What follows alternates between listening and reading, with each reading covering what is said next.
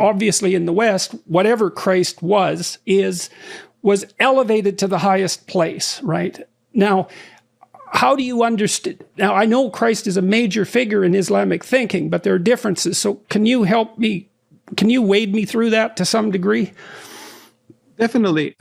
First of all, to enter a discussion, I should just maybe make one broad statement, and that is that in the Western world, in the 20th century, people began to speak about the Judeo-Christian tradition. And I think it's a very valuable way of looking into the world. Yes, there's a Judeo-Christian tradition.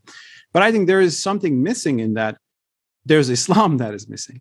Because I think I see the world history and I look at there's a Judeo-Christo-Islamic tradition. Because it's all Abrahamic monotheism coming from Judaism. And Judaism began, historically, initiated monotheism, and then it had a big outburst with Christianity, the greatest outburst with the greatest world's greatest religion. But then 6 centuries later, it had a second outburst with Islam, which spread monotheism in 4 corners of the world. There are people living in Indonesia whose name is Moses or Abraham. Why are they coming? Because Islam brought this biblical story to them. That brings us to some instant discussion of what these 3 Abrahamic religions have in common that's extraordinarily deep. So 1, they're monotheistic. 2, they partake of the same tradition, as you've pointed out. And 3, they all have, to one degree or another, an insistence that the bedrock of culture is a book, which is a very strange insistence. It's taken for granted in some sense because it's been insisted upon so long. But this is something that, it's very difficult to see in some ways that a book lasts longer than a city or an empire or a country, and that there's something profound about the notion that the bedrock of a culture should be a book, and there is an implicit respect for the word in that insistence, and that does unite those 3 religions in a very profound way. It does, and I think it has created these amazing civilizations which advance human history. And I think the very fact that Islam, speaking of Islam, advanced human history in terms of pluralism, in terms of law, in terms of religious toleration for its time, I think is undeniable. And the fact that Islam even brought Greek philosophy because of its universalism. Muslims believe in the book, but they believe that reason is also from God. So this created a universalistic outlook, and Muslims studied Aristotle and Plato and even carried them to Europe. So there's an amazing history there, which are the positive things. But also there are times that these religious civilizations sometimes go into crisis and they go self-destructive and bitter. And that has happened in Europe. If you look into 17th century, early 17th century Europe, and Catholics and Protestants were, killing each other for sectarian reasons. Heretics were being burned at the stake, and which led people like John Locke to seek a way out. And they did it by looking into the core of religion and saying that this is not what Christ had told us. Locke says, when I read his letter concerning toleration, I said, well, he's speaking of Christian issues, but he's speaking of our issues too. The idea that should there be a Christian state or not? Should heretics be persecuted or not? So he makes certain arguments. Or would religion be based on sincerity if it is coerced by the state? It wouldn't. So there's no point in coercion. So those kind of arguments are, I think, very interesting, that's why I believe in reading these traditions by learning from each other, instead of thinking, oh, they are the Christians and they have nothing to do with us, or these are Muslims, they have nothing to do with us. The problem with that perspective, those are the Muslims and they have nothing to do with us, is that underneath such a presumption is, let's say, the presumption that Christians and Muslims can't talk, but even deeper than that is the presumption on the part of the person making such a statement that their interpretation of Christianity is absolutely right. And that seems ridiculously presumptuous to me, because I don't think that you could find a Christian worth his salt, let's say, who would regard himself as stellar and exemplar of Christianity as Christ. And, since we all fall short of the glory of God, we're all stupid and ignorant beyond belief. And so we have to listen to other people because they might know something we don't. And then, you see, if we take that other attitude, then there's an implicit totalitarianism already there, which is, well, I'm right and you're not only wrong, but wrong in some way that's probably malevolent. And sometimes that's true, but it's not it's not a good way to start a conversation. It is not. And I think religion becomes most dangerous when it is combined with group narcissism and acting in the name of God to punish people for their sins and heresies, as you define them.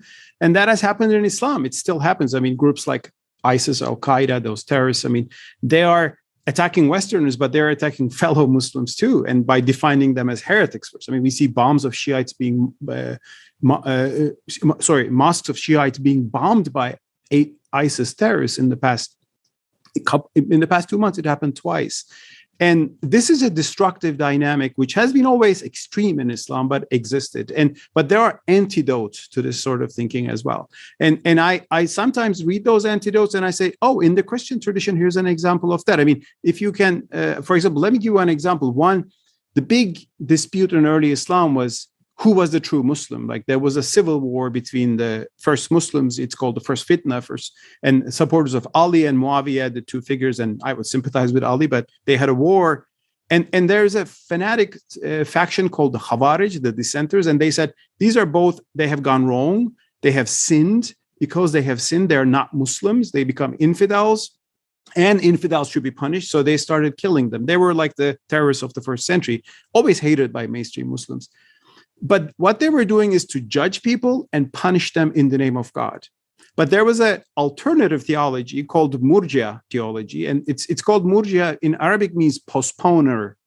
They said, on this issue of who's right and wrong, we don't know. We cannot judge. Only God can judge. So let's postpone this to afterlife to be resolved by God. And until it is resolved by God in heaven, when we go there, we can live and let live. So they promoted toleration among Muslims. Now, this actually allowed calming down some of the early violence and brought coexistence in different factions of Islam. And I think still it was brought into Sunni Islam by Abu Hanifa and the Hanafi school and had broader acceptance. And I was particularly struck to read something very similar in John Locke in his letter concerning toleration. He says there are different churches. For every church, the truth is theirs. They are orthodox to themselves. And if one of them dominate government, they will persecute others. And he says, let's leave this to Almighty, the judge, to decide which doctrine is right. And in the meantime, let the government only protect the rights, the natural rights of all people, and let people follow. That's part of the thorny psychological problem of rendering unto Caesar what is Caesar's and unto God what is God's. Because a lot of times now when people talk about tolerance, they insist that judgment is wrong.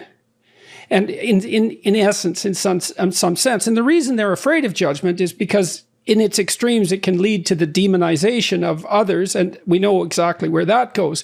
But there's no dispensing with judgment. You can't even look at something without judgment because you have to pick what you're going to look at instead of something else. And you can't act without judgment. And so all of us are faced with this problem of what we should believe and how we can be tolerant at the same time we believe, and how we can be tolerant at the same time that we have to judge. And there's a kernel in that insistence by Locke. It was Locke you were referring to, or was it Mills? They letter on tolerance. I was just referring to John Locke, sorry. It's Locke, yeah, okay. Yeah. And you just slipped my mind for a second. It's very difficult for us to figure out what we can tolerate if we must simultaneously believe, right? Mm-hmm. And that's a problem I've been trying to work out psychologically for a very long time. You do that, you see that in your own family, when you're a father, let's say, because you obviously have to have tolerance for your children, but at the same time, you're obligated to show them the difference, let's say, between right and wrong, and also to help them separate the wheat from the chaff, which is judgment. And so, well, I totally see the point, the balance you're pointing out here, and I agree with it. That's why I use the term tolerance, because I mean, you might not need to accept everything and cherish and bless everything, but you need to accept different ways of life or theologies or doctrines. And by judgment, I mean, Of course, we can have value judgments. I judge a lot of people in society. I say these people are bigoted, or these people are arrogant, and or their way of life is destructive for themselves. I have those judgments, but I'm not going to go and punish them in the name of God unless they attack me. So there should be a social order in which we can disapprove people, ways of life, religious beliefs, theologies, and our religions make truth statements, and we cannot get away from that. I mean, you say Christ is God, the other person will say, well, no, that's not acceptable for my theology. So there are gaps that we cannot and we should not, try to make disappear. But we can live together, and that's why tolerance is the key idea. And that's why by judgment, what I'm referring to is judging and punishing in the name of God. And of course, crime will be punished. I mean, theft will be punished, or murder will be punished. But if someone has a doctrine, religious doctrine that I find wrong, I should tolerate that person, although I can, criticize, of course, and we can, and I can be criticized back, which what free speech allows, of course, for us. So, I mean, sorry, you asked me about Christ, but I opened a broader chapter, if you will. You want me to go into that discussion? Yeah.